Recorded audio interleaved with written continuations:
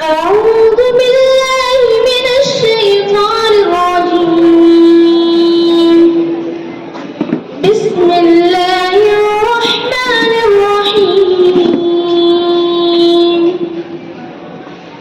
ألم تر كيف فعل ربك بأصحاب الفيل؟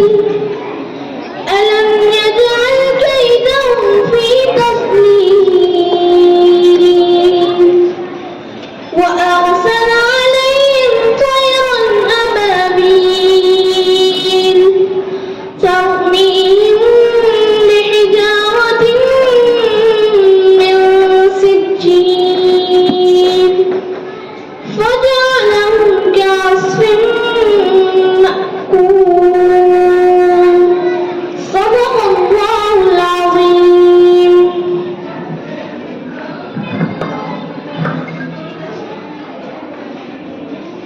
बिस्मिल्लाहिर्रहमानिर्रहीम।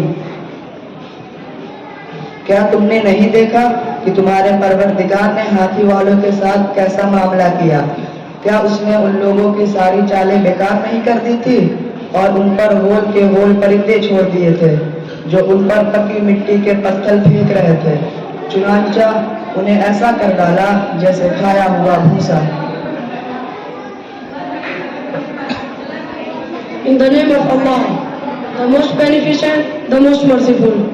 Have you not considered how your Lord dealt with the people of the elephant?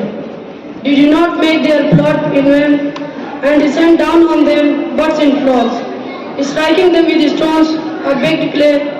Then he made them like straw eternal. Thank you.